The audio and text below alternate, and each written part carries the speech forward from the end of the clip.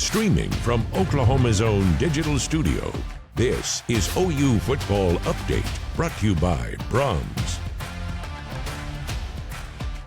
All right, hi everybody, Toby and Chris with you. It's time to pod again. We're talking about Oklahoma's 24-13 win over Michigan.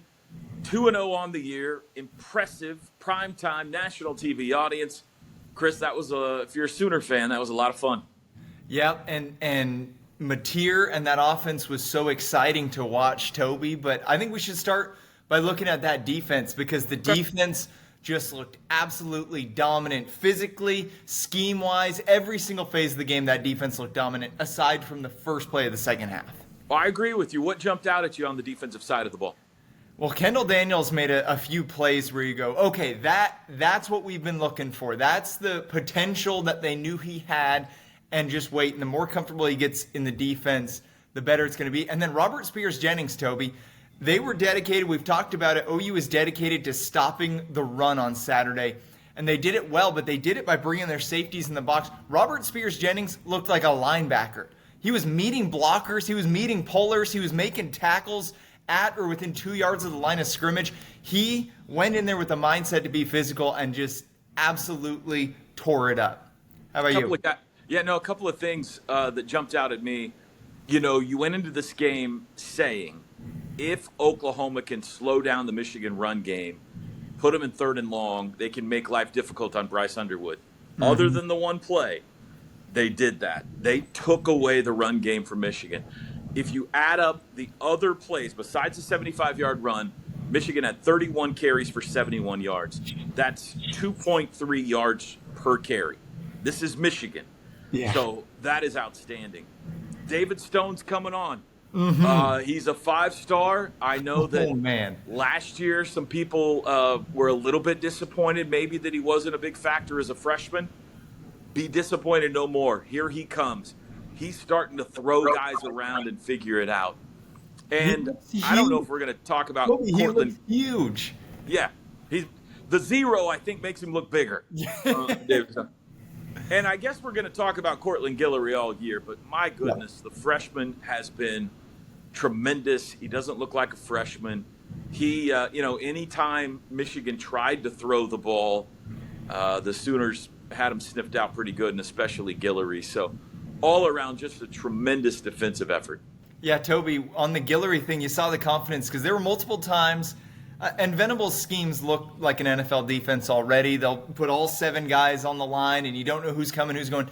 There were multiple times where they lined them all up, and they brought them all, and they left Guillory with no help, he and the other DBs, and he was fine. And he held in there, and he did his job wonderfully. So it's good to see that confidence in a position group that was a maybe on that defense coming into the season. You're a DB, right? Back in your playing days? Back in my days. That's called zero.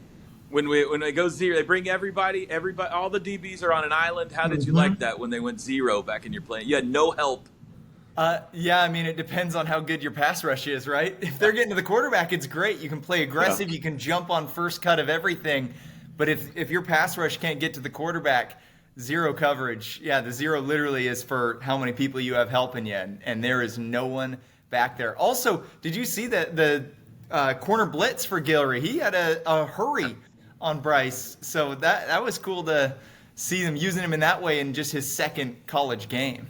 Yeah. Okay, anything else about Michigan's offense versus Oklahoma's defense that caught your eye? I'm seeing Michigan fans upset online because they feel like it was way too conservative a play calling. But I don't know what Michigan could have done. They weren't able to block well enough to give Bryce time to do any long throws or anything like that. And the receivers, I mean, they made an incredible catch down the middle of the field over Robert Spears. That was one of the best catches I've seen in real life, Toby, when it was on the back and everything. But other than that, it's not like there was much opportunity there. I mean, maybe they could have taken the reins off a little bit more, but by and large, it felt like there was nothing Michigan even could have adjusted to try to get things going. Satisfy your sweet tooth with a Brahms Old-Fashioned Banana Split. Crafted with a delicious banana, split down the middle and filled with not 1, but 3 scoops of Brahms premium ice cream flavors. To complete this masterpiece, all your favorite toppings are poured on each scoop to bring it all together in a perfect harmony of flavor.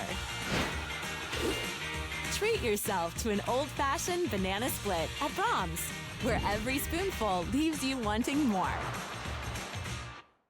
Donovan McCulley, the former Indiana wide receiver, made that play. This isn't a podcast to focus on Michigan, but it's going to be interesting to follow them the rest of the year because they've got an interesting dynamic going on. They bring in Chip Lindsey. He's a spread guy. He wants to throw the ball all over the yard, but that's not what Michigan does. Like, they firmly believe in this physical Big Ten pounded football. And so we saw kind of a hybrid of that on Saturday night. Like, Chip was trying to kind of be Michigan-y, but still it didn't work. So No. Can he go all out spread and make Michigan that type of a football team? Will they allow that to happen? It reminds me a lot of when Mike Leach came to Oklahoma. You know, for decades, Oklahoma was the wishbone. They were running the football. I mean, the litany of running backs that have come through OU is as impressive as anywhere in the country. And there was a lot of gnashing of teeth in Sooner Nation about what's this guy trying to do. We're not one of those teams that throws the ball over the yard. We're physical. We run the football. Well, you know, not that year, but the next year Oklahoma wins the national championship, and everybody has changed their tune. So just seeing whether or not Michigan, you know, the fan base and everything, and the head coach allows them to become a spread football team. They hired a guy who runs a spread. Yeah. He didn't do that Saturday night. He ran right between the tackles 100 times, it felt like. So that'll be an interesting follow. Anyway, that's Michigan's problem. They can worry about that. All right, other side of the ball, John Mateer, the Oklahoma offense. They put up 24 points. They score on the first possession. They score on the last possession. What grabbed your eye there?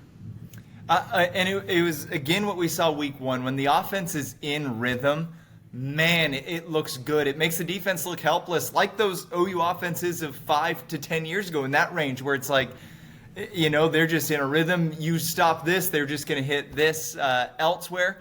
A couple things with Mateer, just, you know, the small things to tweak moving forward, because even though, yes, he should be in the Heisman conversation now, that doesn't mean he's a polished, ready to win it guy. And so a couple things, you know, he's not afraid to go for the tight windows at times and forcing it a little bit. And sometimes it feels like maybe he shows off his baseball arm strength a little more and could float it in. And then I just want him to get down. I find myself all game being like, okay, slide. Right. It is physical. Everyone's going to want to get a helmet on Mateer whenever they can. And so those are the two things that you want to see moving forward. Love the way they use him in the QB run game, but can't emphasize enough, protect yourself, John Mateer, because the best what is it? The best something is availability. Do you know what that is? The best ability is availability. I'm with you. He's so dadgum competitive that he wants to try to run over the defensive back and get an extra yard or two, and props to him for that. But he's got to stay on the field, and so get out of bounds, get down, all of that. I'm in complete agreement with you. I think we know now through 2 games, I've seen enough to know Oklahoma's going to be able to throw the ball. They got a quarterback. They got a good receiving core, and it's going to get better when the Gibsons come back, and they're coming back at some point. And they've got an offensive line that's a very good pass-protecting line. And that might be enough to win most games, maybe almost all of them. The story for me was, and will be their ability to run the football. And I'm talking more about the traditional run game. You know, he did, he carried 17 times, 19 times, Mateer, Saturday night, and that's great. And that's going to be a part of their offense going forward. And it should be, but we saw on the final drive of the game, they finally started to get some traditional running back offense going as well. You saw Barnes come in. We saw, all of the Ott really didn't do a whole lot, but Blaylock looked pretty good at times. The offensive line, what I'm trying to say is it looked like they found some confidence Yeah. late in this game. The new offensive line, 80% of the lines that started this game was different than in game one. Fasusi and Ozaida, and Michaela and Fabecci's been on both of them, and now you got Simmons on the right side too. It looked like they found something there late. So can that confidence carry over? If Oklahoma can run the ball, if they can be balanced, I mean, sky's the limit, right? Because if you don't have to drop everybody back, protect against Mateer, if you got to bring safeties down in the box because they're running the football, and they've got a defense, then watch out. So that's going to be interesting to watch the next few weeks for me. Can the running game continue to develop and get better and better to where it's a weapon? Toby, we saw I formation on that final drive, by the way. I mean, that is great. Getting in the I canic, lining up at fullback. Oh, that was fun. Teddy almost had a heart attack. Yeah. I do think that if you took a poll of every offense coordinator in Division I football and asked him, what is your dream? Running over 8 minutes off the clock on a 16-play drive in the fourth quarter of a one-score game would be the answer. Yeah. Over scoring 60 points a game. I mean, that, if you can get the ball back and control the game like that, and it ends, it would have been a little better if it ended with a touchdown, but it ends with points that makes the game out of reach down the stretch. I mean, that was a masterclass, the way they finished that game. It's the rear naked choke. I mean, they just put that game to sleep at the end there. Okay, offense was good. Defense was great. The other element of the game wasn't so good, so you can't love everything. We got just a couple of minutes here, but special teams was kind of ugly. Yeah. Roughing the punter, probably could have been 2 roughing the punter calls. I was a little surprised there wasn't a flag the first time it happened, and then Omasigo made sure it was a flag the next time. He got all of them. Muffin kicks, Satenya has been a little bit risky with it, and it bit him. So now you'll see if he plays that a little bit safer. I mean, Ott drops the kickoff, and it doesn't end up in a turnover, but ends up on their own 7-yard line. You miss a field goal. All things that are correctable, but man, that group was keeping Michigan in the game. Yeah. You add that, everything you just said to, and this isn't special teams, but they dropped a touchdown pass on the trick play. They gave up a 75-yard touchdown run. And the fact that they still won the game by double digits, by 2 possessions against Michigan, shows you, I think, what they could be if they could put it all together. But, yeah, you got to clean up some of that special team stuff before you get in a tighter game, or that could cost you. But that's a coach's dream, right? I was talking to Coach Venables on Sunday at his coach's show, and I was like, this is the perfect game for – this is off air. It's like, this is the perfect game for you. You won. You played great, but there's enough over here to irritate you that you can go in and yell at the guys, right? He can still go in and yell at the guys about how they got to get better. So it was a good win, and my final thought would be, what a glorious day for college football. I mean, the weather was great, the colors, the helmets, the pageantry, the fan bases. I mean, that whole day is one of my favorite Saturdays I've ever been a part of in college football. Yep. Toby, my parents were up for the game, and they could not get over it. They've brought up multiple times ever since just how special that was. Even my dad, who doesn't like the Sooners, he's a Texas fan. We're winning him over. And my mom said there were a few times where he would catch himself, oh, wait, I'm not supposed to be cheering. I'm not supposed to like this team. I'm not supposed to like what's going on. Just a fun night. And man, there's more fun nights set up on the schedule, Toby. It's not an easy one, but there could be some awesome games. Richard, I know you're watching this. We're going to win you over. We're going to make you a Sooner fan. No, that last thing you said is right. That was a great win over a ranked team. They've only got 8 more of these on the schedule. Holy cow. What a schedule.